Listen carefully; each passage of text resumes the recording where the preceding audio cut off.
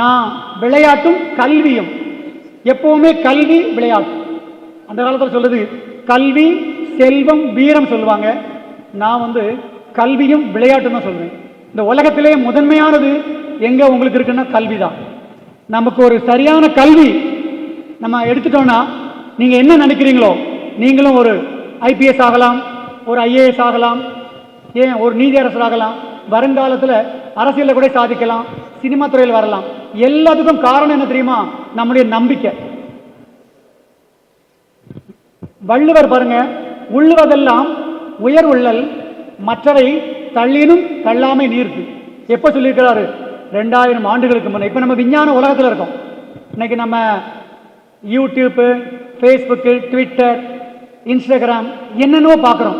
தப்பே இல்லை, நீங்கள் கண்டிப்பாக பாருங்கள். அதில் நம்ம துணைவேந்தர் ஒரு பாயிண்ட் சொன்னாங்க பார்த்தீங்களா, நம்ம எந்த நிகழ்ச்சியும் வேணாலும் பார்க்குறதுக்கு உரிமை இருக்குது. ஆனால் அதை ஃபார்வர்ட் பண்ணும்போது மட்டும் நீங்கள் திங்க் பண்ணணுங்கிறது சார்ஸுடைய கருத்து, அது என்னுடைய கருத்தும் கூட. இருக்கிற ஒவ்வொருத்தருக்கும் ஒரு கனவு இருக்கும். யார் யாருக்கெல்லாம் என்ன கனவுங்கிறத அது உங்களுக்குள்ளே நீங்கள் வச்சுக்கோங்க. கேட்கும்போது நீங்களே உங்களுக்குள்ள தீர்மானம் எடுத்துக்கோங்க. எனக்கு ஒரு கனவு இருந்துச்சு.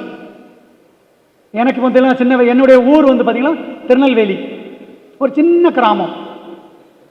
அந்த ஊரில் +2 வரைக்கும் அங்கே தான் படித்தேன். நான் +2 படிக்கிறது வரைக்கும் சினிமா பார்த்ததே கிடையாது.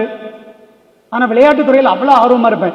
3ஆம் கிளாஸ்லேருந்தே விளையாட்டுத்துறையில் கிளாஸ் ஃபஸ்ட்டு, பேச்சு போட்டி ஃபஸ்ட்டு, இந்த மாதிரியெல்லாம் பரிசு வாங்கியிருப்பேன்.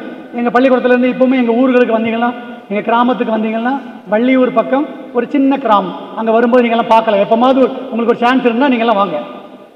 ஸோ நான் போகாத பள்ளிக்கூடம் இருக்காது.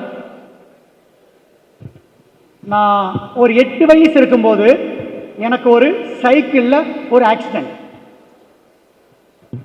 எந்த சைக்கிளில் எனக்கு ஆக்சிடென்ட் ஆச்சோ அதை ஓவர் கம் பண்ணுறதுக்காக சைக்கிளில் மீண்டும் ப்ராக்டிஸ் பண்ணேன். எங்கள் ஊரில் நம்ம பொங்கல் போட்டியெல்லாம் பார்த்தீங்கன்னா என்ன பண்ணுவாங்கன்னா, ஒரு விளையாட்டு போட்டி நடத்துவாங்க. அதில் ரவுண்டு போட்டுட்டு முட்டை உடைக்கல் போட்டி வைப்பாங்க. அதில் ஃபஸ்ட்டு வாங்கினா அங்கே உள்ள தம்பிமார்கள், சகோதரிகள், தங்கைகள் எல்லார் மத்தியிலும் ஒரு பேர் பாராட்டு கிடைக்கும். ஸோ அது ஆண்டுதோறும் தொடர்ந்து நான் பரிசு வாங்கிட்டே இருப்பேன். நிறைய பேர் போட்டி விடுவாங்க. நான் எல்லாரையும் சிரிச்சுக்கிட்டு இந்த வாட்டி நீ எடுன்னு சொல்லுவேன். ஆனாலும் விட்டுருவாங்க, நான் எடுப்பேன், பரிசு வாங்கிட்டு இருப்பேன்.